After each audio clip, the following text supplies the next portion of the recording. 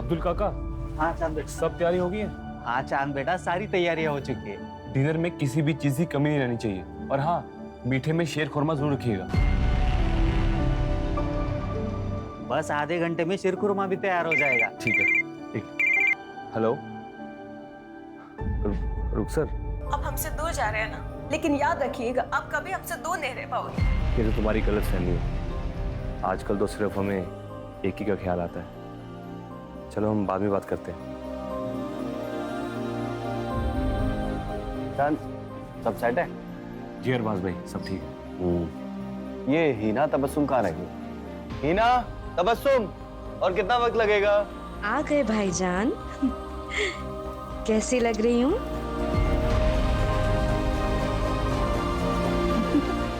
भाभी,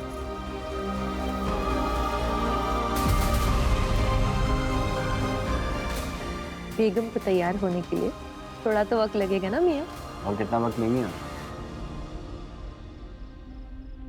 अब हमारी बहन को देखिए, कितना जल्दी तैयार होकर आ गई। एक मिनट, तेरा कॉल है। हाँ। हेलो। हाँ जोया। तुम जो कर रहे हो ना चांद, इसका नतीजा अच्छा नहीं होगा। तुम्हारे लिए क्या कुछ नहीं किया हमने।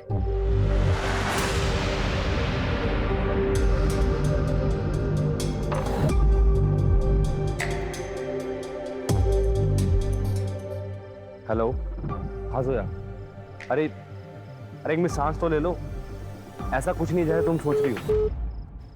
एक मिनट बाद में बात करते हैं। हेलो। हाँ डिम्पी। हम अपनी जान दे देंगे चांद, अब मुझसे बर्दाश्त नहीं होता। अरे प्लीज अब नहीं यार, फंक्शन में कुछ ही देर बाकी है। तुम पर भरोसा करके मैंने बहुत बड़ी गलती कर दी। अब रुको, हम बाद में बात करते हैं।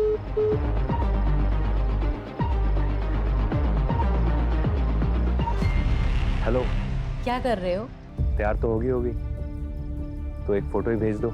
अगर हमारे होने वाले शौहर को पता चला तो? प्लीज प्लीज प्लीज जान, एक फोटो। आपको ना थोड़ा इंतजार करना पड़ेगा।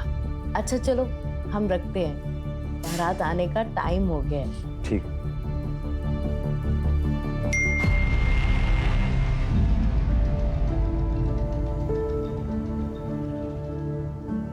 ये हो गए तैयार हमारे दूल्हे राजा। हमारी दुल्हन तैयार हो गई? हाँ हो गई, चलिए अंदर।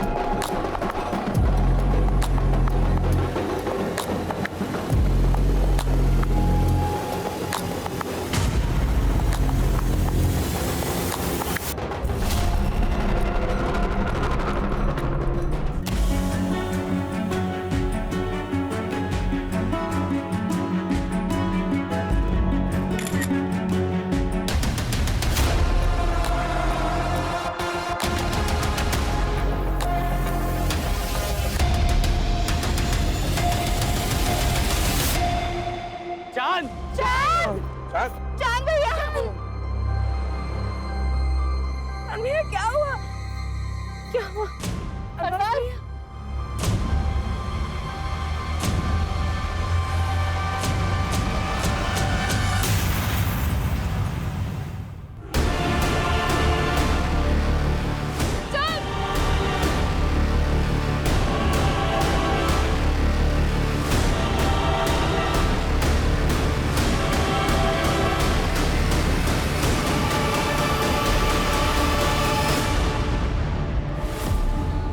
उठो चांद।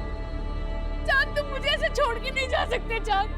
चांद उठो, चांद, चांद।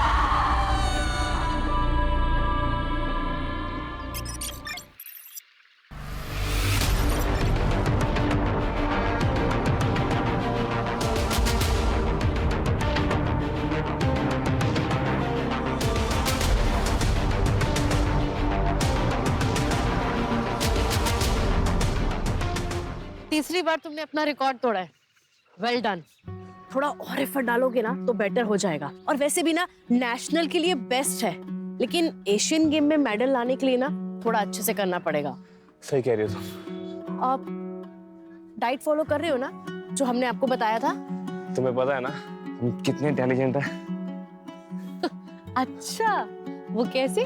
वो ऐसे कि हमने अपने न्यूट्रिशन से प्यार कर लिया। अब सारी जिंदगी फिटनेस की टेंशन खत्म। अच्छा, लेकिन हम सीरियस हैं। हम चाहते हैं कि आप अपना स्टेमिना बढ़ाओ एशियन गेम के लिए, और बहुत जरूरी है। तुम्हें मेरे स्टेमिना पे शक है तो एक बार तो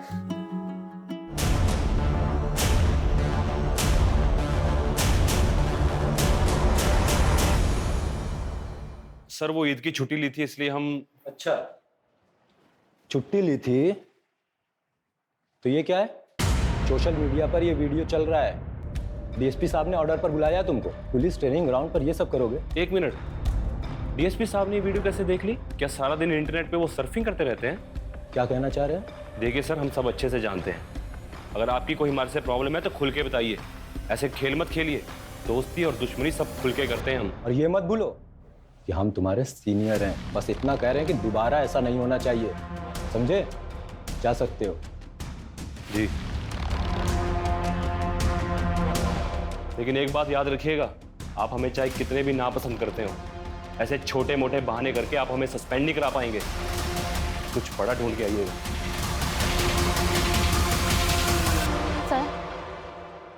सर जी, क्या हुआ बताइए। हमारा नाम रीना है। हमारे नेशनल कॉलेज के पास एक बार है जहाँ पर कुछ लोग हमेशा नशे की हालत में लड़कियों के साथ छेड़छाड़ करते रहते हैं। उस बार का मालिक भी हमारे साथ बदतमीजी करता है। क्या नाम है बार का? ए, दिमाग खराब है क्या तेरा? हाँ, इस बोतल का दाम क्या तेरा बाप भरेगा? मेरे बाप की छोड़, अपने बाप दादा को याद कर ले। वर्दी की आखड़ दिखा रहा है। तू जानता नहीं है हमको। कुछ दिन अंदर रहेगा ना तो अच्छे से जान पहचान हो जाएगी। यहाँ बार खोलकर गुंडागर्दी करता है, लड़कियां छेड़ता है। चल बाहर।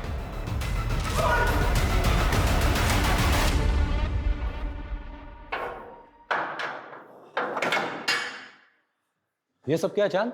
कुछ नहीं सर, अपनी ड्यूटी कर रहे हैं। ये आदमी ना कहानी मत सुना मुझे। और ये मत भूलो कि ये जो वर्दी मिली है ना, स्पोर्ट्स कोटा में मिली है तुम्हें। ना तुम्हारे बस की बात नहीं है सब इंस्पेक्टर बनना। जिस आदमी को अंदर डाला है ना, तुरंत रिलीज करो। सर, इसके खिलाफ कंप्लेंट मिली है हमें। कंप्लेन मिली है? मतलब कोई भी लड़की आकर कुछ भी कहेगी, बिना इंक्वायरी किए मान लोगे?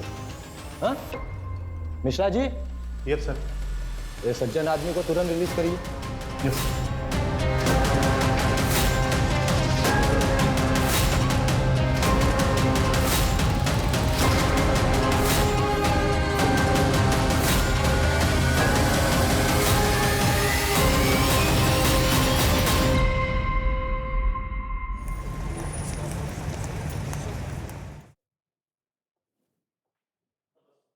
चलिए, निकलिए मेरे घर से। आपकी हिम्मत कैसे हुई यहाँ आने की? हाँ, निकलिए। तबस्सुम, मैंने आपसे कितनी दफा कहा है, मुझे नहीं आना है आपके साथ घर वापस। मानते हैं हमसे गलती हुई, लेकिन नाराजगी छोड़ो और हमारे साथ चलो। कब तक ये मायके में पड़ी रहोगी? मतलब आप...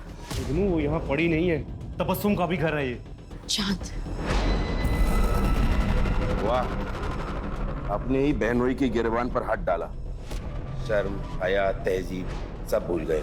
ये भी भूल गए कि अपनी बहन के शौहर से किस तरह से बात करते हैं। इससे तो मेरा अब ये जूता बात करेगा। अगर तू नवाब के खानदान का है तो हम भी कोई सड़क सोट कर नहीं आए। हमारे अब्बू अमीमानंद के कालीन के सबसे बड़े व्यापारी हैं।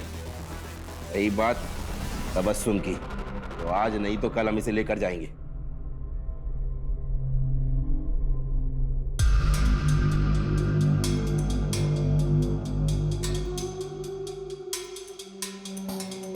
क्या है ये सब? तुम्हें इस बात का अंदाजा भी है कि हम नवाबों के खानदान से हैं? हमने ख्वाब में भी नहीं सोचा था कि हमें इस तरह की बेहूदगी देखने को मिलेगी कभी। वो लड़की न तो हमारी कौम की है और ना ही हमारी बराबरी की है। ये रिश्ता तो हरगिज नहीं हो सकता। निकाह तो हम नैना से ही करेंगे। फिर तो हमारी लाश पर से गुजर कर करना होगा तुम्हें ये निकाह। अब्बा, बुरा ना मानिएगा, पर आज दुनिया बहुत आगे बढ़ चुकी है और हमें चांद को अपने फैसले लेने का हक देना चाहिए।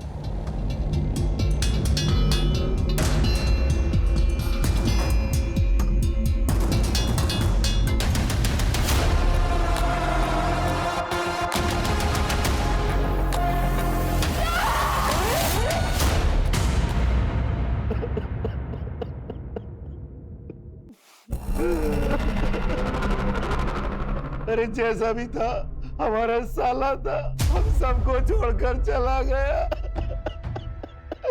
जब तक पोस्टमार्टम नहीं हो जाता हम हमारे भाई को नहीं दफनाएंगे। बस हमें पुलिस में खबर करनी चाहिए। चांद जवान था, सेहतमंद था, स्पोर्ट्समैन था। उसको कैसे हार्ट अटैक हो सकता है?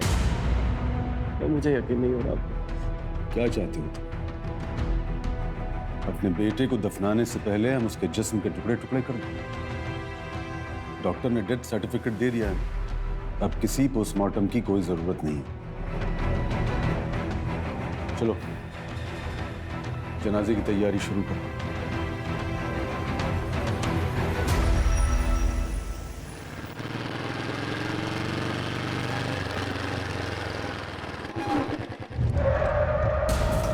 ए, कौन हो तुम लोग? क्या कर?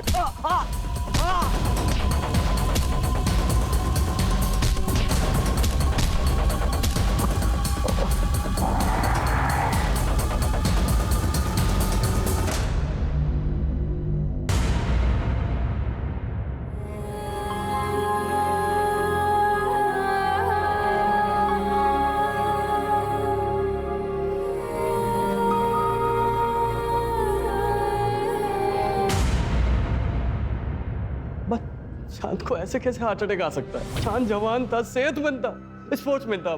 चांद को हार्ट अटैक हो ही नहीं सकता। मैं यकीन नहीं कर पा रहा हूँ। अब्बा।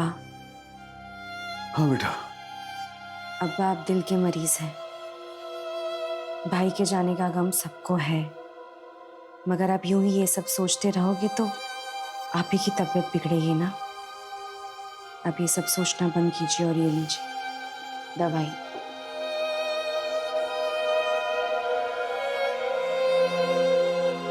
आपको आपकी तबीयत का ख्याल रखना है।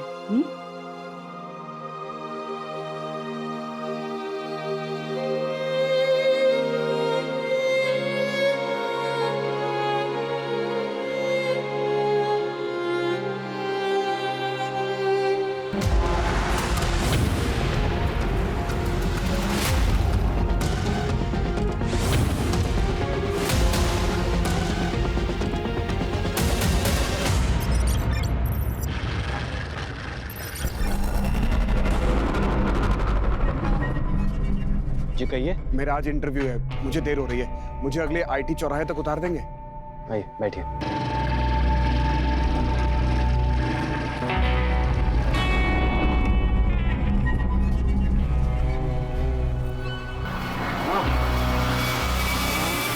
बस बस यही रोक दीजिए। Thank you sir, thank you so much.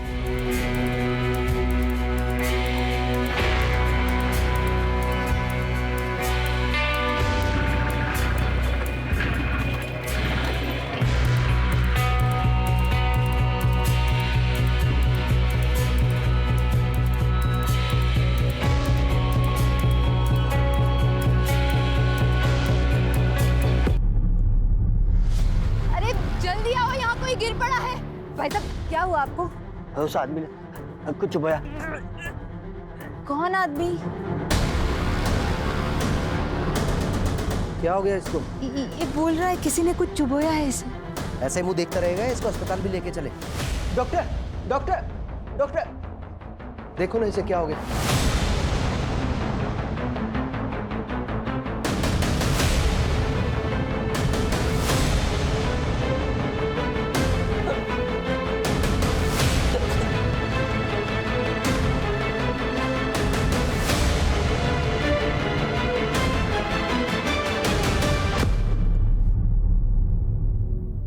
I'm sorry, पर ये नहीं रहे।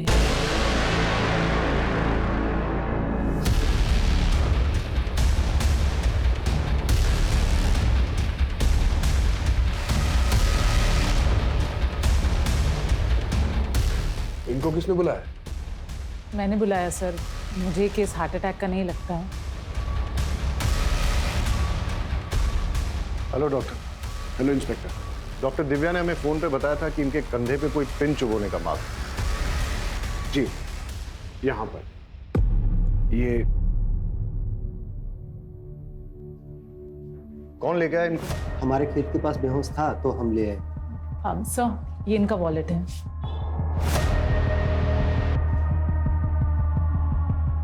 नवाब अरबाज कुरैशी, उन्नाव।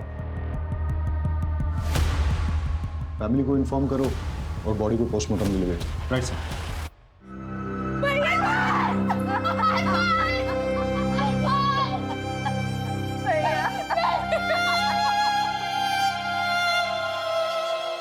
हम नवाबों के खानदान से, पूरे उन्नाव में हमारी शान थी, लेकिन एक झटके में हमारा पूरा कुनबा बिखर गया। पहले छोटा बेटा चांद और अब अरबाज। हमारे अरबाज चांद से बेहद मोहब्बत करते थे। उन्हें यकीन ही नहीं हो रहा था कि चांद को हार्ट अटैक कैसे आ सकता है। अरबाज को ऐसा क्यों लगता था कि चांद की मौत हार्ट अटैक से नहीं हुई है? शायद वो अपने भाई की मौत के सदमे में था। उसकी किसी के साथ कोई लड़ाई हुई थी या दुश्मनी थी? नहीं। मैं बड़े भाई अरबाज के बारे में पूछ रहा था। जी नहीं थी। वो लखनऊ में क्या कर रहा था? उन्नाव में हमारी सीमेंट की फैक्ट्री है और लखनऊ में उनके क्लाइंट्स, शायद उसी सिलसिले में आया होगा। इंस्पेक्टर साहब, हमको लगता है कि हमारे अरबाज का जरूर कोई दुश्मन होगा, क्योंकि जब कुछ दिन पहले वो घर पे आए थे ना, किसी ने उन्हें बहुत मारा था।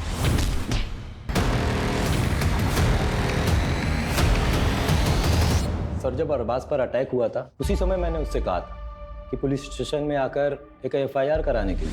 सुना है नवाब साहब कि आपके ऊपर किसी ने हमला कर दिया। आप ना पुलिस स्टेशन आ जाइए और आकर एक FIR लिखवा दीजिए। लेकिन वो आया ही नहीं। बेचारा अपने भाई चांद गिर रहा हार्ट अटैक से। चांद एक नेशनल लेवल एथलीट था, सब इंस्पेक्टर था और उसकी फैमिली बोल रही थी कि एकदम फिट था। अब उसका इस तरह हार्ट अटैक से मरना कुछ समझ में नहीं आ रहा है। आजकल तो लोग जिम में एक्सरसाइज करते करते बेवजह मर जाते हैं हार्ट अटैक से।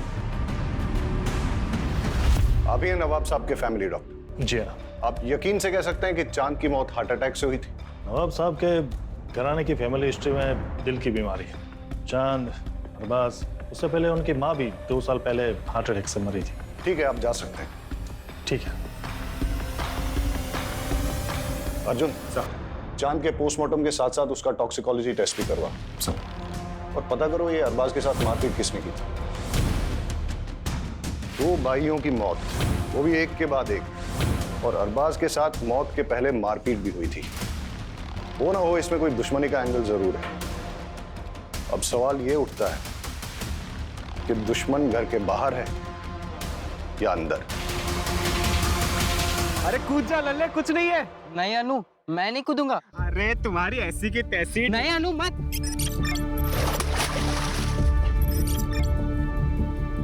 अरे नौटंकी बाज।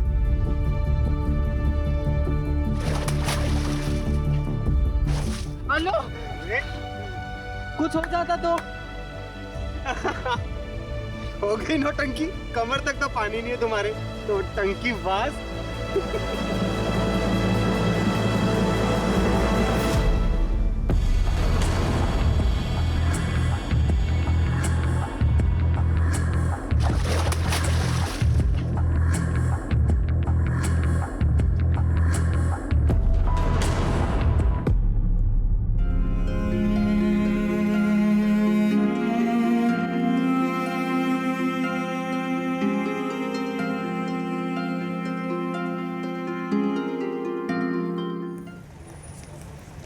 बहुत प्यार करते थे वो हमसे, लेकिन गुस्से वाले भी थे।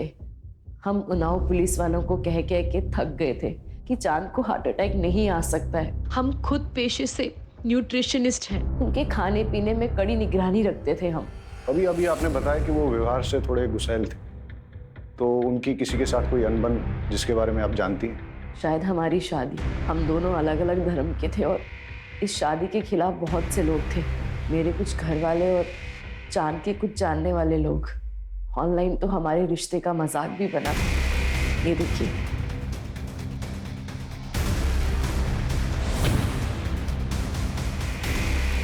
ये वीडियो सबसे पहले किस IP एड्रेस से अपलोड हुई, किसने भेजी और किस किस को भेजी, सारी डिटेल्स निकालो। जी सर, और मैंने उस चौक पे भी पता करने के लिए कह दिया है जहां अरबाज के साथ मारपीट हुई थी।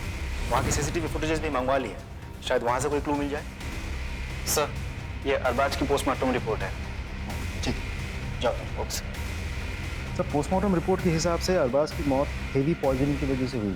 ये भी लिखा है कि अगर ज़्यादा मात्रा में लिया गया हो तो महज कुछ ही मिनटों में उस इंसान की मौत हो सकती है।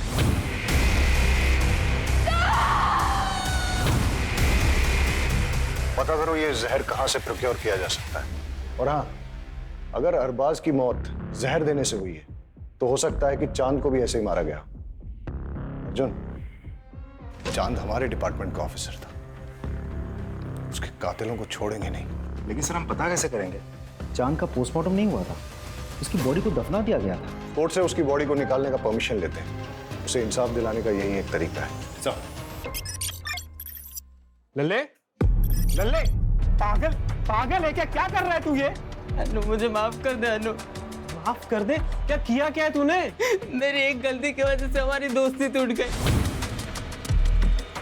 वो इतनी छोटी सी बात के लिए लल्ले तू हमारे बचपन का प्यार, बचपन की दोस्ती सब भूल जाएगा? बेवकूफ इंसान, इधर आ।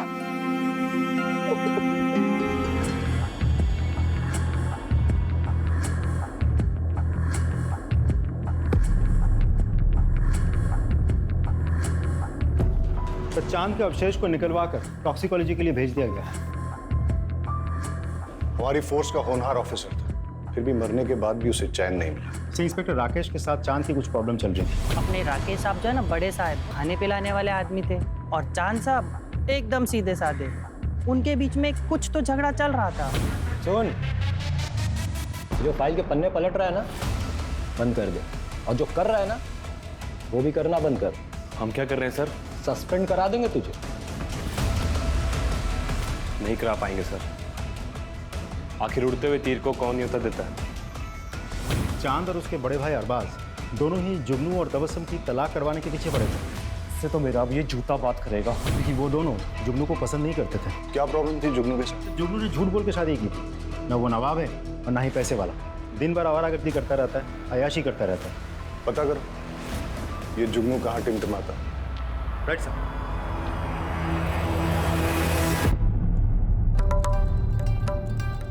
निम्मो भाई, आज ऐसा मुजरा करना कि घर जाने के बाद भी तुम्हारा खुमार ना उतरे।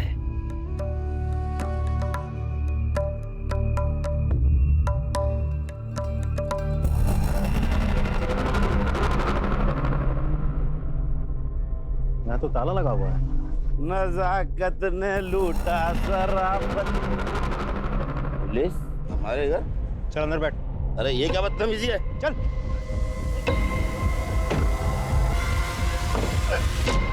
जनाब, हमने कुछ नहीं किया है, बस हमें हमारी बेगम हमारे घर में चाहिए। हम उनसे बहुत मोहब्बत करते हैं।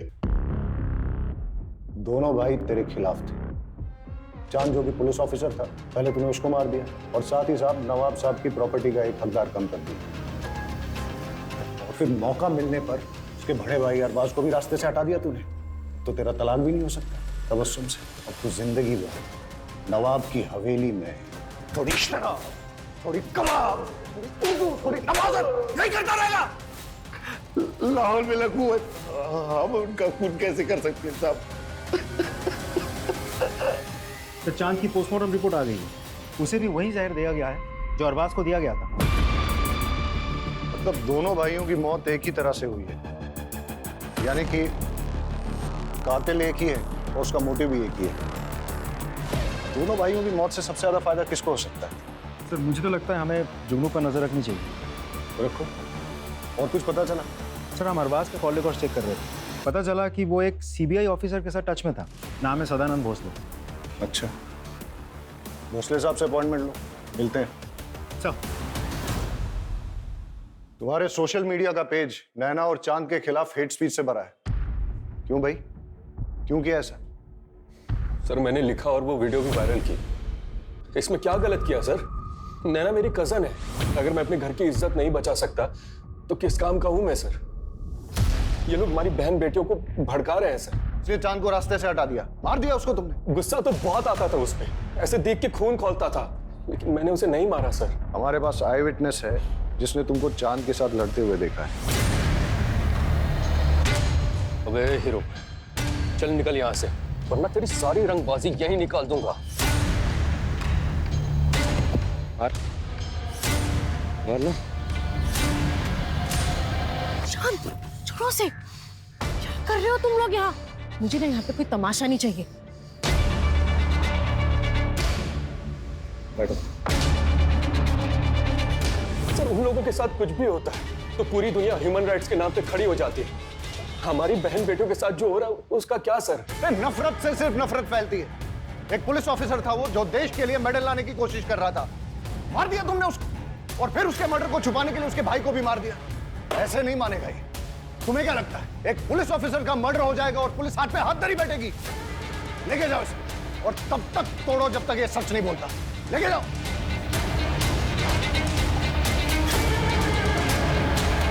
सर, खबरों से पता चला है कि अरबाज की मौत से पहले उसके साथ जो मारपीट हुई थी वो बबलू के आदमियों ने की थी। उठा के लाओ बबलू को। साहब, हमने यार बस आपको मारा था साहब, लेकिन उसने हमें पैसे दिए थे साहब मारने के। उसने किसने? जुगनू मियां ने साहब। अरबाज को पिटवाया तूने? साहब, मैं बहुत गुस्से में था साहब। जब मैं चांद के जनाजे में गया तो अरबाज ने मेरे साथ बदतमीजी की। या अल्लाह, हमारे भाई की जान के बदले हमें उठा लिया होता। बस कर ये नाटक। हमारे भाई के जनाजे पे बैठ के ये घड़ियाली आंसू मत बहा। यहाँ पे निकल जाए, यहाँ से निकल, उठ और चला जाए यहाँ से। मुझे धक्के मारकर हवेली के बाहर निकाल दिया। बस इसी बात का गुस्सा था, लेकिन इसका मतलब ये तो नहीं कि मैंने किसी को मारा है। एक पुलिस ऑफिसर का मर्डर हुआ है, इसे डंडे मार के तब तक मुजरा करवाओ जब तक ये सच नहीं बोलता। लेके जाओ। साहब, sir, CBI officer Sadanand Bhosle के साथ मीटिंग फिक्स हो गई है।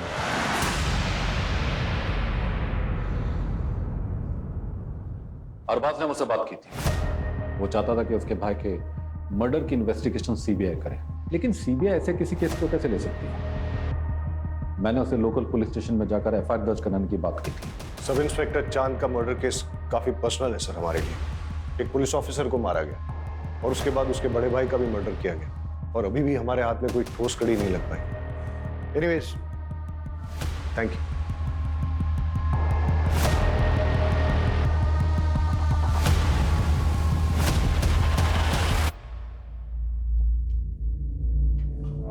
अवस्थी साहब, थोड़ा ध्यान रखिएगा। उस मर्डर केस की पुलिस जोर शोर से जांच कर रही है। कहीं बुझती हुई चिंगारी सुलगती हुई आग ना बन जाए। केस के लिए जरूरी है इसलिए तुमसे पूछ रहा हूं, क्या तुम्हारे और चांद के बीच में फिजिकल रिलेशंस थे? नहीं सर, हमने डिसाइड किया था कि जो करेंगे शादी के बाद करेंगे। लेकिन आप ये सवाल क्यों पूछ रहे हो? इससे उसकी मौत का क्या वास्ता है? जांच में हमें यह पता चला है कि चांद उन्नाव के बाहर एक केमिस्ट से रेगुलर तौर पे सेक्सुअल परफॉर्मेंस की दवाइयां खरीदता। इंस्पेक्टर साहब, आप लोग यहाँ? आपकी हवेली की तलाशी लेनी। सर्च वारंट है हमारे पास। अर्जुन, सर्च करो।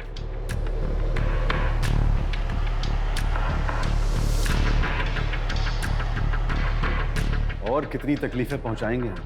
जाइए यहाँ से, अकेला छोड़ दीजिए हम सब। बंद कीजिए ये सब। आपके दोनों बेटों की हत्या हुई है और आप चाहते हैं कि हम इन्वेस्टिगेशन बंद कर दें?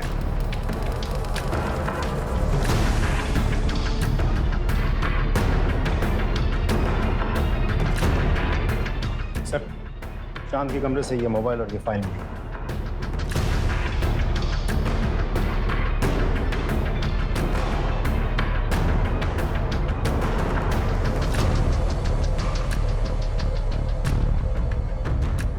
इंस्पेक्टर राकेश अवस्थी से मिलना पड़ेगा। आपका चांद के साथ कोई प्रॉब्लम चल रहा था तो आपने उसे मरवा दिया, और फिर इस मर्डर को छुपाने के लिए चांद के बड़े भाई अरबाज को भी मरवा दिया। ये सब बकवास और बेकार की बातें हैं। ये डॉक्यूमेंट्स देखिए। चांद ने ये सबूत इकट्ठे किए थे कि 6 महीने पहले एक लड़के को आपकी कस्टडी में टॉर्चर करते हुए आपने उसे मार डाला।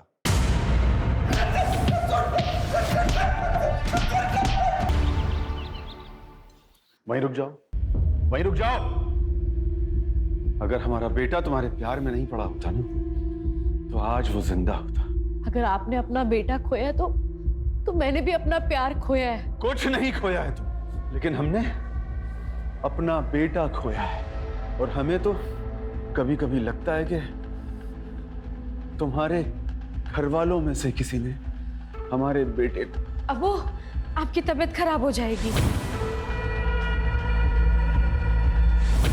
आपको जो लगता है लगता रहे, बाहर के लोगों को भी ना बहुत कुछ लगता है। आपने तो चांद का पोस्टमार्टम भी नहीं होने दिया ना। बदतमीज, निकल जाओ यहाँ से। अब्बू संभालो, अब्बू संभालो अपने आप को। अब्बू, अब्बू। आज के बाद कभी भी मेरी बेटी के आसपास भी दिखाई दिया ना तो जान से बर्बाद। रिद्धि से प्यार करते हैं हम, आपको जो करना है वो करिए। ये ऑडियो फाइल अमर की iCloud स्टोरेज से मिला है और साथ ही उसकी और आपकी बेटी रिद्धि की बहुत सारी फोटोज भी मिली और एक वीडियो भी मिला है जिसमें अमर ने डर जताया कि आप उसका खून करवा सकते हैं। सब बकवास है, झूठ है। ये रही उसकी असली पोस्टमार्टम रिपोर्ट जो आप लोगों ने बदल दी थी। इस रिपोर्ट में ये साफ साफ लिखा है कि उसकी मौत 11 हड्डियां टूटने और इंटरनल ब्लीडिंग से हुई है। और जब ये सबूत चांद ने इकट्ठे किए तो आप लोगों ने उसको मरवा डाला। और जब अरबाज चांद के मर्डर की सीबीआई इंक्वायरी चाहता तो उसको भी खत्म करवा दिया आपने। फिलहाल इतने सबूत काफी हैं आप लोगों को अंदर करने के लिए, और बाकी आपका जुर्म तो हम कोर्ट में साबित करेंगे। चांद और अरबाज का खून हमने नहीं किया। आपको यकीन नहीं है तो आप उनके वालिद नवाब साहब से पूछिए कि उन्होंने चांद का पोस्टमार्टम क्यों नहीं होने दिया।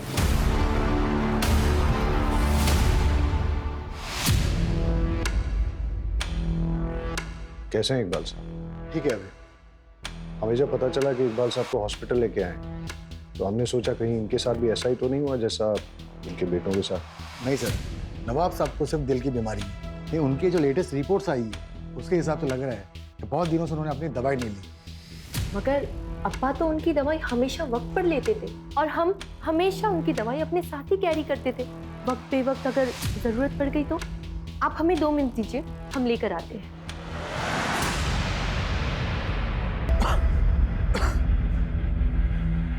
नवाब साहब, एक बात हमारी समझ में नहीं आई, आपने अपने छोटे बेटे चांद की बॉडी का पोस्टमार्टम क्यों नहीं होने दिया? बचपन से जिसे दिल से लगाकर पाला, पोसा, बड़ा किया, उसके टुकड़े कैसे होने देते? ये रही दवाई। ले दीजिए मुझे।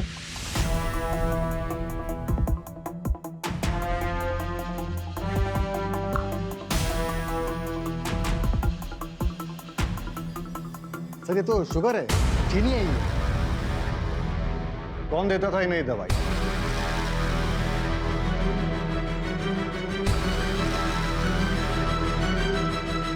तुमने अपने अब्बा को मारने की कोशिश की, क्यों किया तुमने ऐसा? प्यार करते थे हम किसी और से, मगर हमारे अब्बू ने हमारा निकाह उस जुगनू से करवा दिया। नवाबी चोला ओढ़ एक जालिम और जिद्दी इंसान है मेरे अब्बू। और तुम्हारे भाई? उन्होंने भी नहीं रोका इंस्पेक्टर साहब मेरे अब्बू को। चांद भैया ने खुद के निकाह के वक्त तो किसी की भी नहीं सुनी, मगर मेरे निकाह के वक्त उनके मुंह में दही जम गया था। नफरत हो गई थी हमें उन सब से। अच्छा हुआ दोनों मर गए, काश मेरे अब्बू भी मर जाते। मर गए या तुमने मरवा दिया? नहीं इंस्पेक्टर साहब, चाहने में और करने में फर्क होता है। हमें नफरत जरूर थी मगर हमने नहीं मारा उन्हें, सच्ची।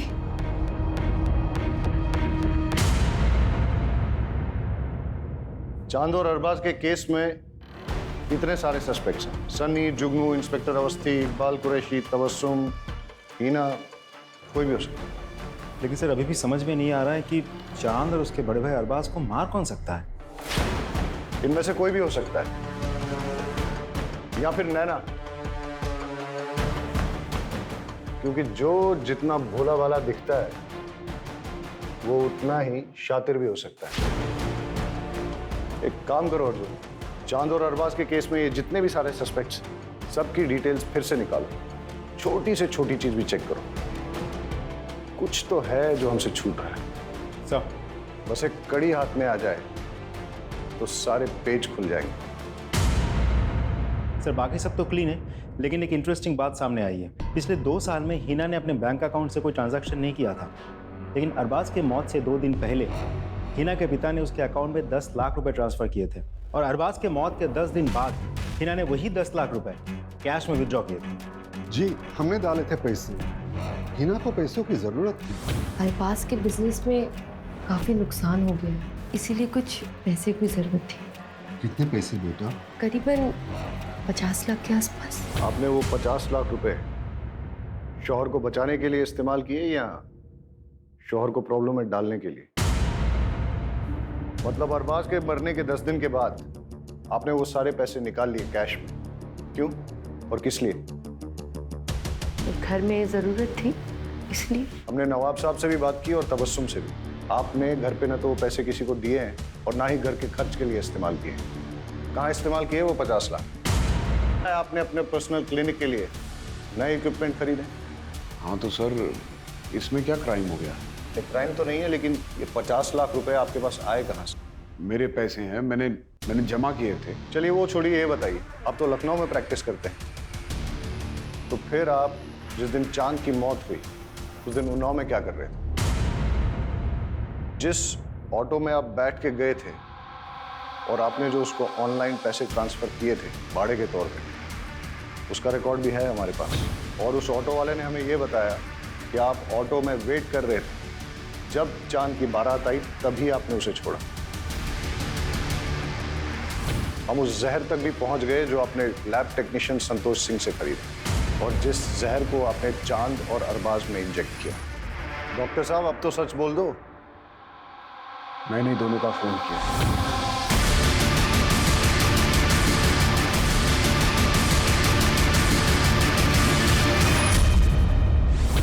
सच आपको हम बताते, जब हमारी शादी अरबाज से हुई तो हम बेहद खुश थे, मगर हमारी खुशी तो सिर्फ चंद पलों की थी। शादी के बाद हमको एहसास हुआ कि अरबाज हमसे प्यार नहीं करते। हमारी शादी को 2 साल हो गए मगर उन्होंने कभी हमें हाथ तक नहीं लगाया। हमें उन पर शक होने लगा। एक दिन फिर अरबाज बाहर जा रहे थे, तब हमने फैसला किया कि आज इनका पीछा करेंगे।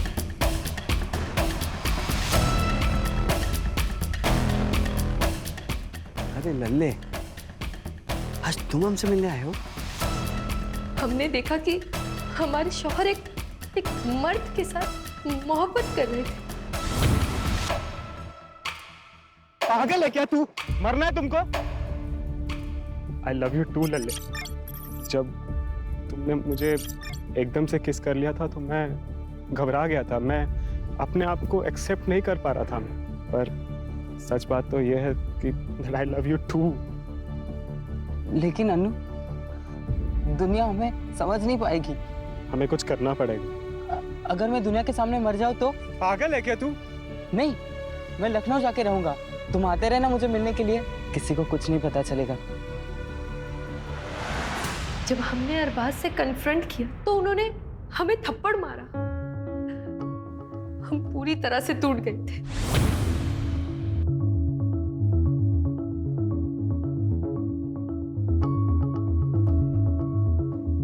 क्या हुआ भाभी? आप रो क्यों रही हैं? तुम्हारे भाई हमसे नहीं बल्कि एक मर्द से मोहब्बत करते हैं। अरे हमको समझ में नहीं आता कि हम करें तो क्या करें।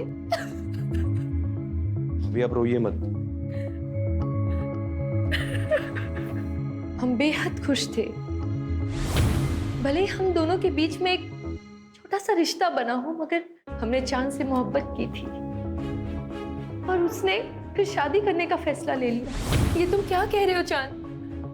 हम तुमसे प्यार करते, तुम ये नहीं कर सकते। हमें छोड़ के तुम किसी और से शादी नहीं कर सकते। हम आपसे प्यार नहीं करते, वो बस एक हमारी गलती थी। हम नैना से प्यार करते और भैया को हम और दगा नहीं दे सकते।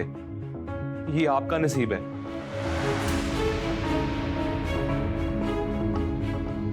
एक भाई ने हमें तन्हा कर दिया और दूसरे ने हमारा प्यार किसी और को उठाकर दे दिया।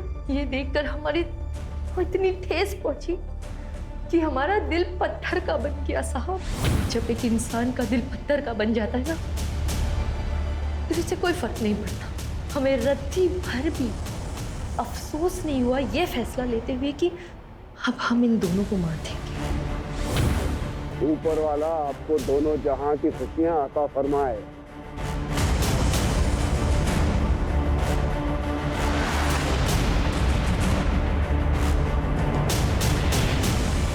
अरबाज को उसके भाई के खून के बाद तड़पते हुए देख के बहुत खुशी हो रही थी हमें, मगर अरबाज के सर पर तो अपने भाई की मर्डर की इंक्वायरी करने का भूत सवार हो गया।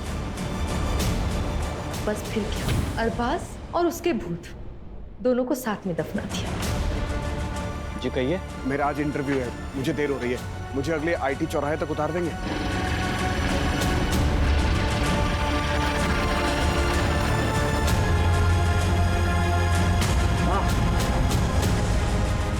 बस यही रोक दीजिए। Thank you sir, thank you so much. मैं उस दिन जानबूझकर हॉस्पिटल देर से पहुंचा। अगर हॉस्पिटल में मेरी आरएमओ डॉक्टर दिव्या ने अरबाज के कंधे पर निडल का घाव और वो खून की बूंद नहीं देखी होती तो अरबाज की मौत भी हार्ट अटैक ही साबित होती। मासूमों का बहाया हुआ खून कभी भी खामोश नहीं रहता, एक एक खून की बूंद गवाही देती है। अब जिंदगी भर जेल की चारदीवारी के बीच बैठकर सोचना किसका गुनाह बढ़ा।